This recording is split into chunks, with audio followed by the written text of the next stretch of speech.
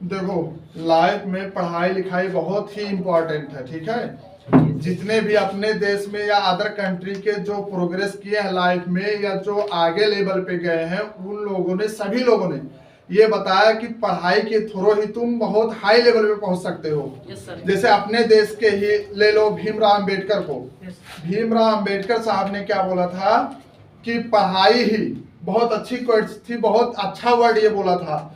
मतलब इससे हम लोग ये भी अंदाजा लगा सकते हैं कि उनकी एजुकेशन, उनकी पढ़ाई, उनकी सोच किस लेवल की थी। समझ में आ रहा ना। भीमराव अंबेडकर के बारे में पढ़ोगे तो मतलब उनके बारे में पढ़ोगे तो लगेगा कि हाँ वो सच में जानकार थे, सच में पढ़े लिखे थे। उन्होंने एक क्वेट्स क्या दिया था जो बहुत फेमस है, कई लोग मतलब बोलते हैं इसके बारे में, ये बहुत अच्छा क्वेट्स है।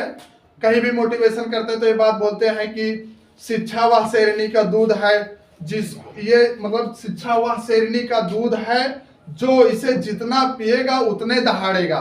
ये बहुत अच्छा, बहुत हाई लेवल का वर्ड उन्होंने बोला था। और एक वर्ड और बोले थे, वो क्या बोले थे कि पैर में सूझ हो या ना हो लेकिन हाथ में किताब होनी चाहिए। ये बहुत मतलब बहुत वर्ड अच्छा बोले थे। इससे लोग इसको जब पढ़ते हैं या भीमराव अंबेडकर साहब के बारे में पढ़ते हैं तो उनको लगता है हाँ यार मतलब वो बहुत पढ़े लिखे थे। और उन्होंने कॉन्स्टिट्यूशन के भी बारे में बताया, सब कॉन्स्टिट्यूशन का भी उन्होंने निर्माण किया। समझ में आ रहा ना।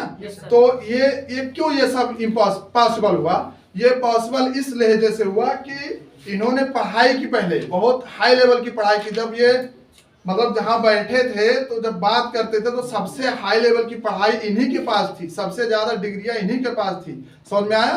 तो जितने भी हाई लेवल में पढ़े लिखे हैं सब लोगों ने यही कहा कि तुम पहले पढ़ो, और पढ़ाई एक ऐसी चीज है जिससे तुम हर फेम को पा सकते हो। समझ में आया ना। कहीं भी रहोगे तो तुम्हारा एक अलग पहचान होगा। समझ में आया। तो इसलिए पढ़ाई लिखाई लाइफ में बहुत जरूरी है। ओके। तो इसलिए मेहनत से पढ़ो और आगे बढ़ो।